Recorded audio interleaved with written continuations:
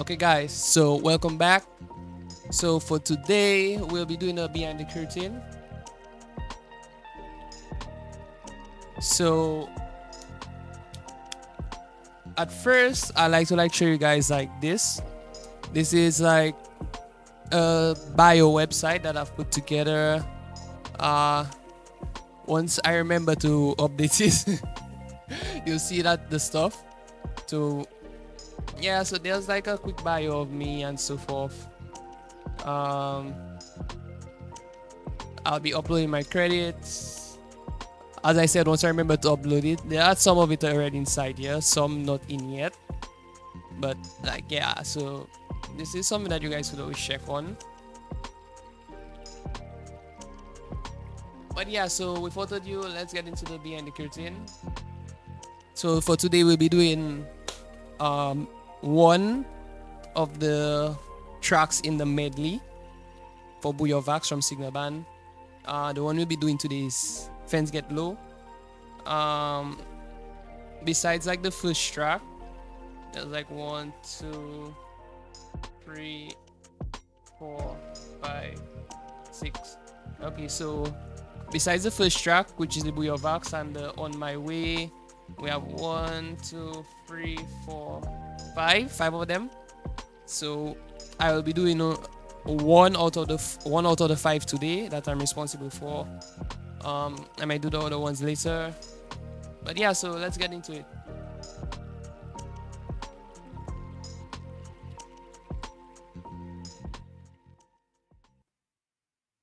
So let's just have a quick listen as usual. You guys know the process. We play the track. We're going to go through first, and then we go through the rest.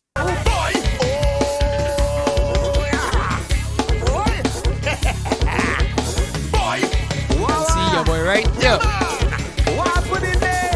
Let's go! Look the reading. With hot boy. My friend just low. Man just jumping like it's their backyard. What the name? Boy, my friends was high Maria. Take a piece and go. Now my friends get low. Boy, my friends get low. Boy, my friends was high Maria. Take a piece and go. Now my friends get low. If it was me, they put my face on TV. Of course. If it was me, see what I couldn't wash me. If it was me, not even Frisco save me. I know. If it was me, they would say Wawa and Shelly. Not me. Not Shelly. They can't call my name like that. Boy, they can't call my name so loosely. You think it's a game? Let's go. Rush on the road there. Only some people can get away. Well, not this time at all. Let's go. Boy, my friends Yeah, was high Maria. Take if a you piece don't and enjoy go. your own Now my production, friends I don't get low. think Boy, you will. my friends get low. Boy, my friends was high Maria. Take a piece and go. Now my friends get low. Boy, if it was me, they put my face on TV. If it was me, see what I. So yeah, as I was saying, if you don't enjoy your own productions, I don't think no one will. And that's my standpoint and my views and advice to you guys as a professional music producer. So yeah, make you need to be the first factor of enjoyment, but it's not always, because like there's always personal preference. So like there's always situations where what you think would be your best track and you'd expect to sell is not what that gets sold, and the one that you would not expect to get sold is the one that gets sold. So that's another factor that I should let you guys know. Don't always be too hard on yourself and your productions. So because like not what you think is the best is always what gets out there and what gets the banger. So yeah, just advice to you guys as my followers and so forth. As you guys know, initially I was basically like local, or I would say regional, since I've done work in like America already and other Caribbean like Antigua and so forth. And I've done work with guys in London. But yeah, I've officially break the barrier to international for a while now, since I've done like the production for an indie artist friend of mine who's responsible for the Nier Automata soundtrack, the video game, which is like a big hit in the video game world. So she's quite popular. I did one of her tracks, the production for it, and the mastering. And I was also responsible for half of the mixing. Her vocals was already there. Basically, I got it from Japan already mixed and stuff. So I just had to like put like one, two little minor level adjustments and little reverbs and cutting and so on wherever needed. But yeah, my main work would be in mastering and the production and mixing my backing track, my production, I would say. So yeah, so that was like basically my first footing into like international production. Like I would say international because like it's not regional. I consider America regional since like we're part of North American continent. So yeah, that was like the bigger set of it. And then and now as you guys know, I do like K-pop and stuff. So basically official K-pop producer and stuff like that. Still waiting on my first placement, but yeah, I got like my publishers and stuff working with. Got my demos being pitched around through Asia and so on. So yeah, this was me bridging the gap from a local, I guess you would say semi. Well, we might maybe call ourselves semi-professional locally as producers. So yeah, it's going from like a semi-professional producer to a professional producer. Professional producer is when you like international and yeah, you do like more than you do a wide range of genres and you're respected by professional peers. So yeah. So this is my take on it. Like some guys might consider us professional producers. Like I do have no objection towards your thinking. But yeah, that's just how I see it. So it's only now that I classify myself as one, given these factors. With me having my own publishers, um, having songwriters that I work with, other professional producers who have placements in K-pop, pop music, electronic music throughout Europe and stuff like that. So yeah, after reaching that point, like yeah, you've bridged the gap. Well, in my case, I bridged the gap. So yeah, a little update for you guys, my trusty followers and favorite people around. Like yeah, this is my this is my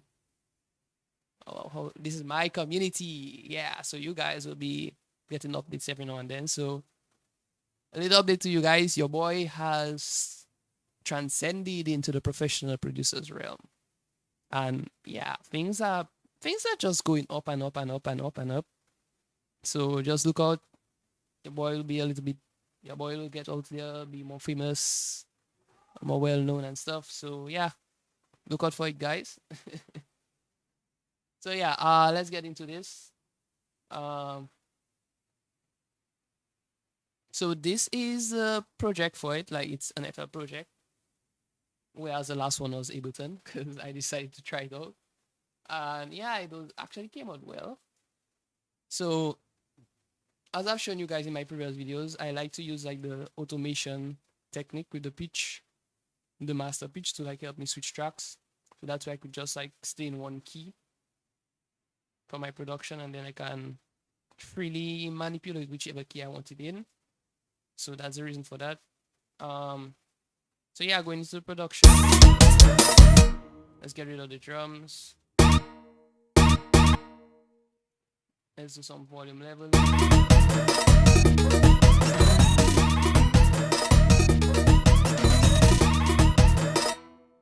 I'll put up the bass.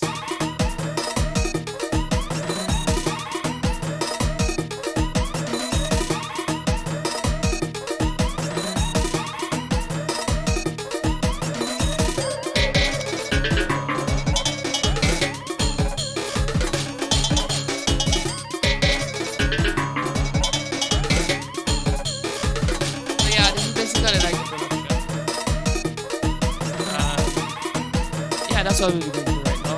So let's go. So the first thing is like the first pattern. So we have this here, which is my loop. So yeah, as you guys know, like the things in my pack are things that I actually use. So yeah, like you're no further away from my song than I am from my song. So yeah, so first thing is this. Then we have like the rock guitar. I actually have it panned. Have it panned to the right. So like you guys know I do crazy stuff every now and then. So the rock guitar is basically like a bass plugin, a bass. Its purpose is to have bass, to have weight. So usually you'd leave that in the center, but yeah, you guys know I do crazy stuff every now and then. So I panned the rock guitar, I panned the Kaglo. So 50% left, 50% right.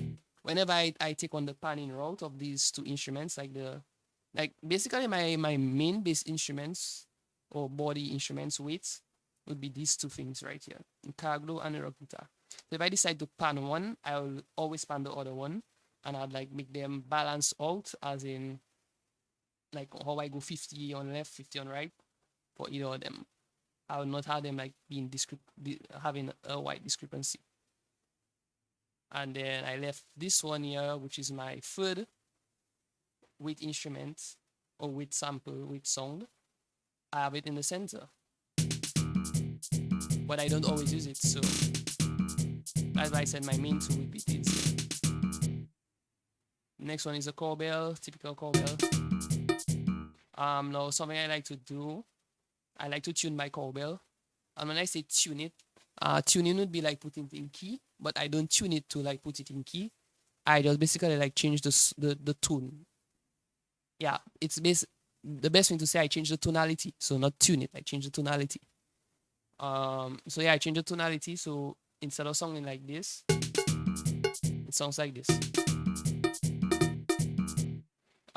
Reasons I do that is because like most of the times, like I find like the natural tone of the cowbell a little bit high, and for me the cowbell isn't something that stands out much. If you guys realize, like, you don't hear my cowbell being tuk tuk tuk tuk like in every other Bouyon rhythm, you hear like the cowbell just there in your ears, and you can actually acknowledge the cowbell is there. Whereas in my stuff, like, you don't really notice the cowbell there unless you probably like listen deeply for it, and sometimes you probably don't even hear it because I have it meshed in as a background sample. That's how I use my cowbell. So yeah, that's how I use my cowbell. So if you're so yeah, it's like the higher frequency, like the natural pitch of it, the natural pitch, not really necessary because I want it more like somewhere along the lines of what my rock guitar and my Kaglo does. So you know that like the lower you go in key for something, you get a lower pitch, lower frequencies, whereas you get more higher frequencies when you go up. So that is why I bring it down to like get more lower frequencies. I could also leave space for like the higher frequency samples that I'll be needing.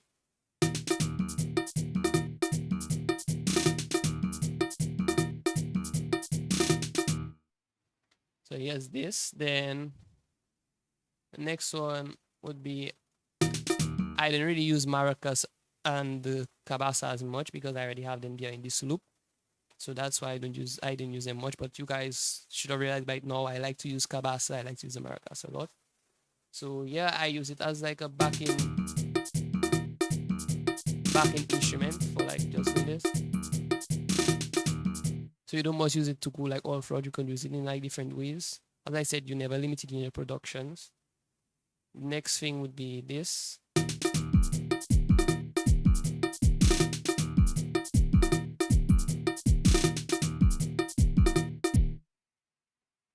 Then we are the first.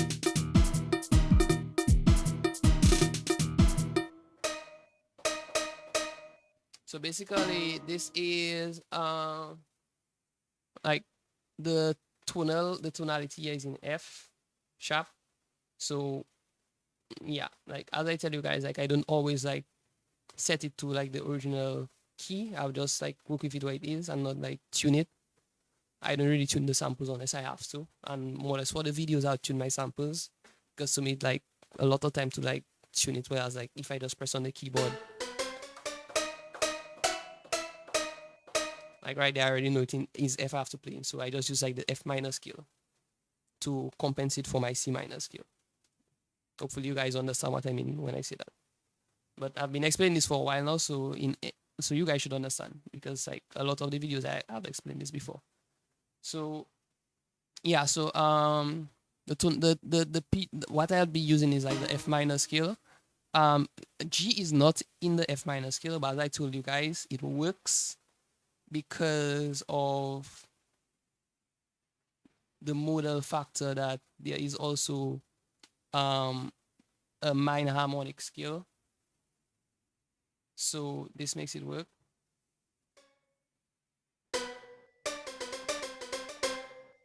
And then like if you listen to like the Indian scale, that the G would actually make sense. So let's see.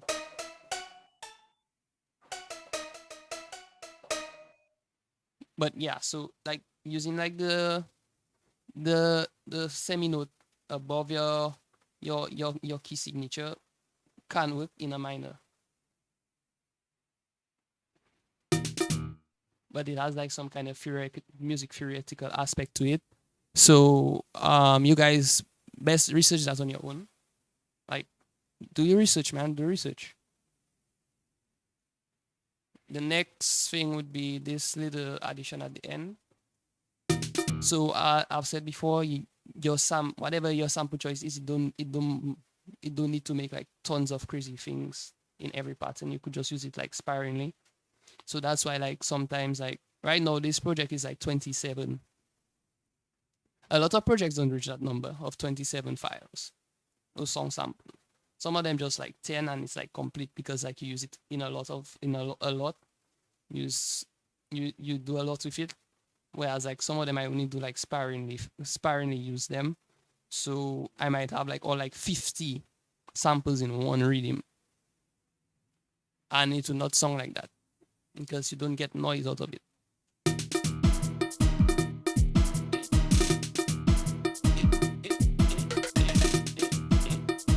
So that's all it does. Next would be, let's go to the MB Whiz.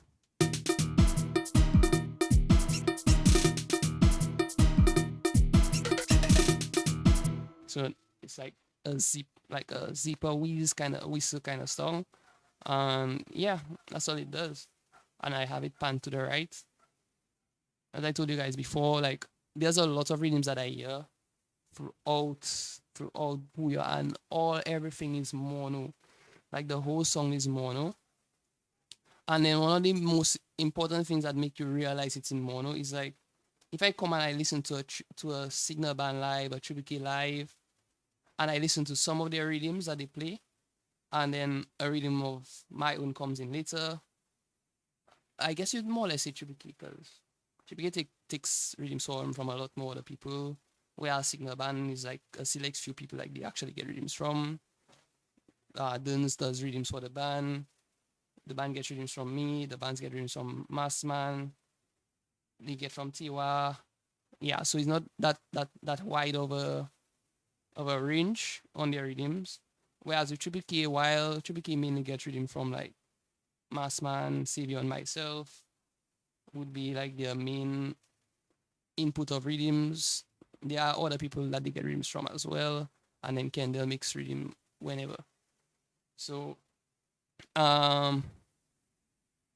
yeah, so like whenever I listen to a Triple K live in specific, a rhythm might play, and then I'll hear it one way, and then as soon as a rhythm of mine's come in, or probably another rhythm that like utilizes panning to a wide aspect like I utilize it, it's like the rhythm it instantly just sounds louder. It's not because it actually gets louder in like range, but because of the panning, because of the stereo feel. So everything else is kind of mono, whereas when it comes in, like it gets stereo. So it's like the song is better, it's brighter, it's up for better quality because everything, the reading before that was mono, everything mono, like you don't really have a good stereo feel. Just imagine listening to a track in mono, whereas listening to it in stereo is like you feel incomplete. So next one would be one of my favorite samples.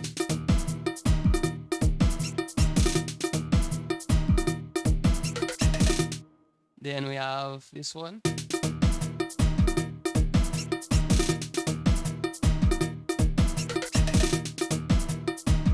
All it does is this. Ah.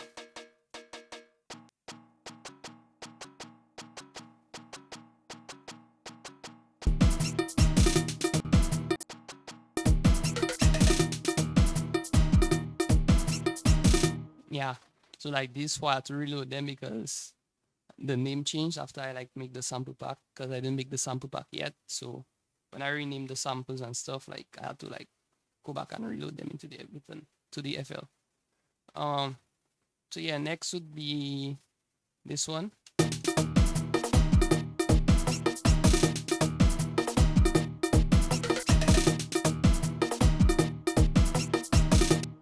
Then we have my hits.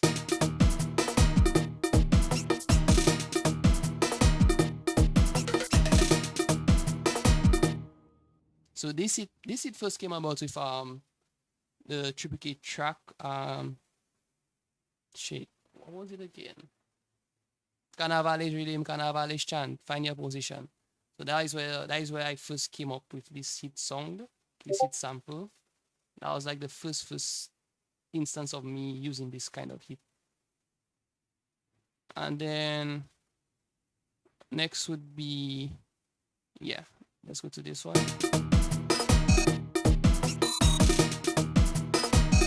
So what I did, I went into volume and I made the envelope. So I took out the release. So as soon as like the note drops, like the song just drops. So that is why it sounds so tight together. Whereas the others, like when you play them, like they have the tail. So if I press on the keyboard, it plays like that. If I hold it down, it stays longer. I have this pan as well.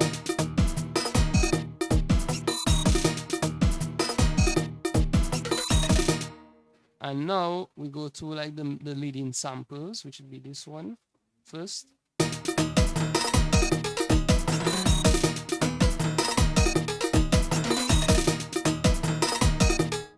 As you can see inside here, like I utilize various techniques.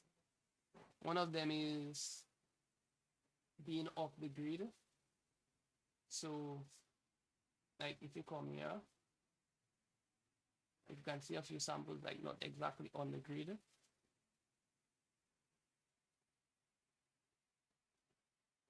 Especially this one. Like you have this song right here.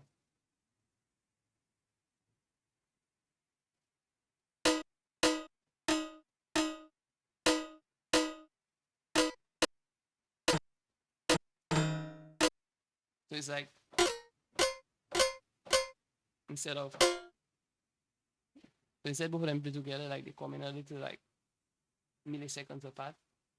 This also like helps like create stereo image because when you do like stereo, like you can make a mono instrument stereo using a Haas effect, which is basically having one sample delayed a little bit to create the stereo image. Next would be this here, which is the leading sample in this. Now, as you can see, like I have two melodic instances, which is this one and this one. So they are responsible for the melody, whereas everything else basically plays a harmonic role, a harmonic function.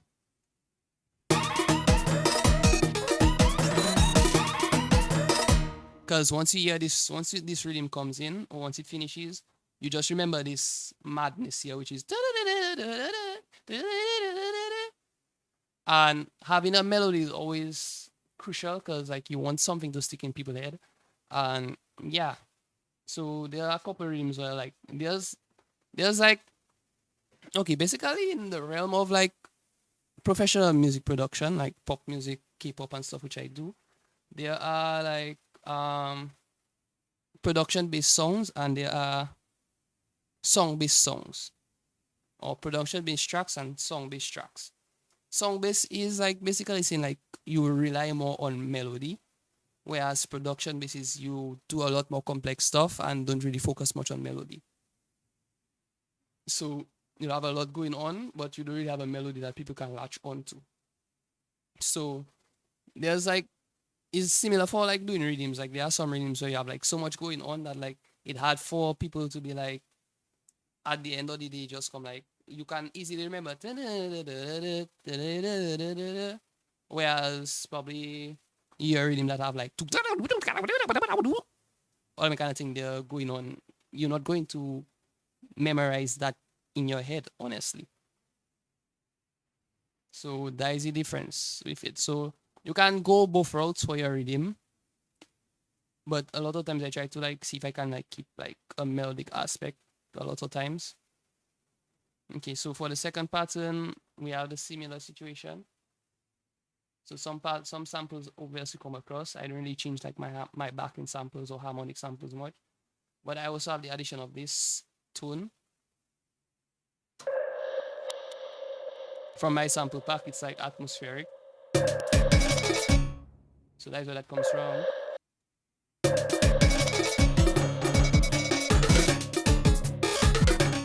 So we have this.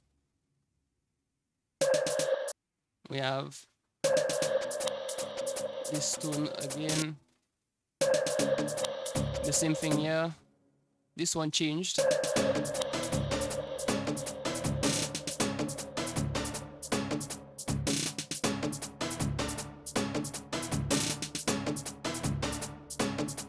So this is what this one does now. Then we have this whistle comes in.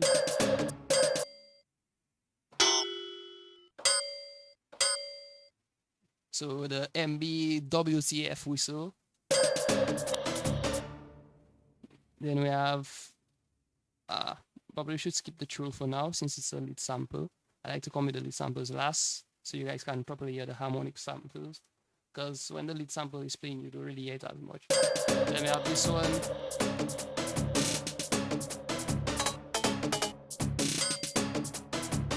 That's all it does. Then this one.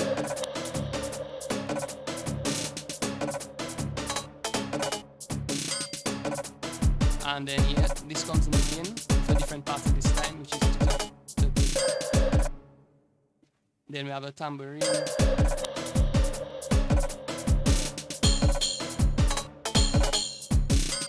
Then we have the MBI and Zaz.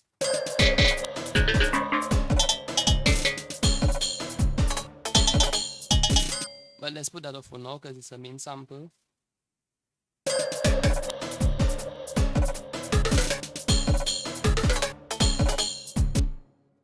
And then just the rock guitar, the core bell, and so on. And then this one comes in again.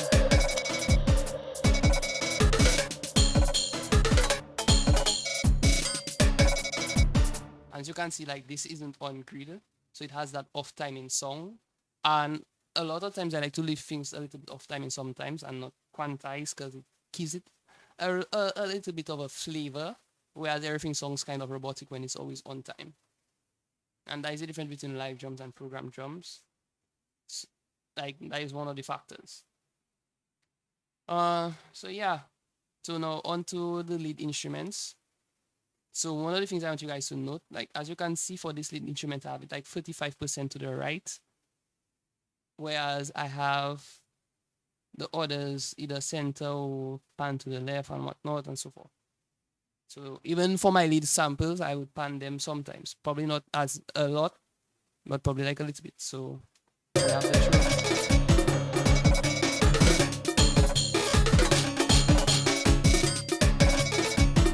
And this, like for this one, you can hear like you can see it goes up in volume. So it's like kind of like an automation. So it starts low and goes up. This creates like movement in it as well.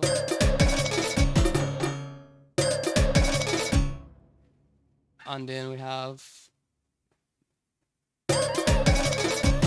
so this is the same sound as in the other part, but what I do, I separated the sample, I duplicated it, and I put this one low. So right now it plays a backing sample roll, it plays harmonic, whereas it plays a lead before. So this is something that I do a lot of times, like sometimes in some of my rhythms. I might not take out the lead entirely, but I'll duplicate the sound and I'll put it low and make it take on the role of a background sample.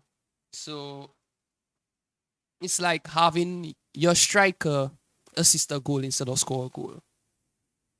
So yeah, basically that's what happens. Your striker's role is to score goals, but he can assist a goal every now and then, and nothing wrong with that. So yeah, and then the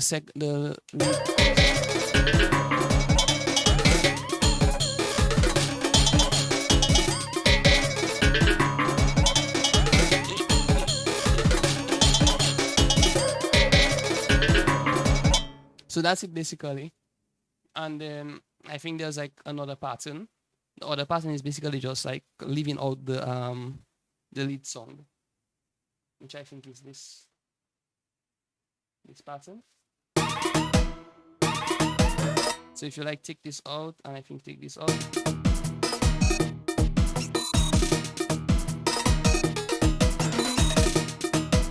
I can't remember which one it was, but yeah, it's just basically that. The backing samples without the lead playing. So yeah, so this is how this rhythm was created, guys. I would say fairly simple compared to like my other projects. But yeah, like everything I do is kind of crazy, so it looks simple to me, but it's complex to you guys.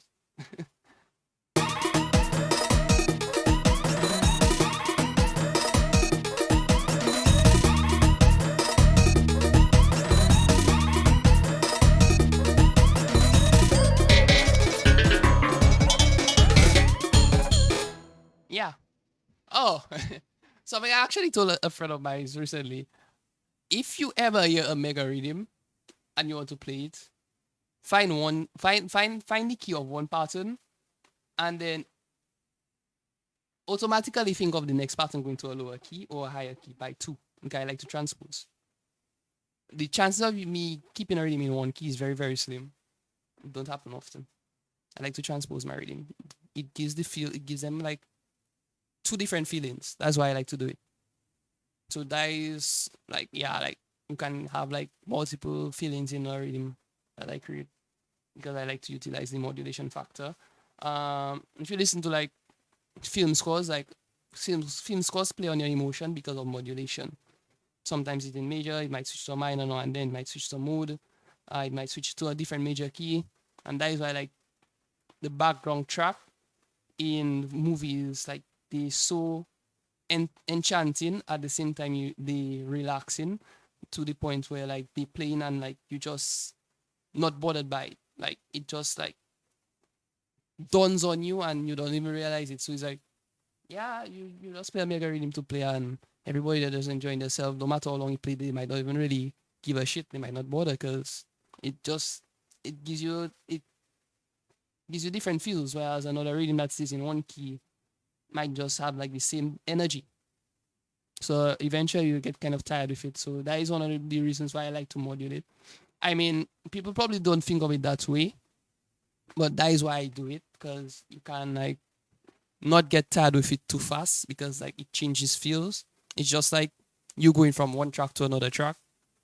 People will not get fed up of you changing to another track. So yeah. So yeah, that's why I do like modulation a lot. But that's just it.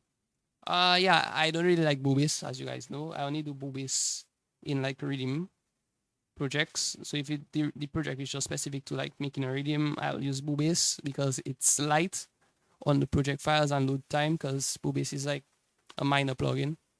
Whereas if I do in like a official production and I want a real bass, I would go for my heavy bass plugin. But yeah, guys, this was how this one was created. And yeah, this was Fence Get Low from the Signal band Bouyon. And I'll most likely be doing another one very, very soon. Maybe. Depends. But as always, you guys get the notifications when something comes out. So look forward to what's next. Peace out, guys.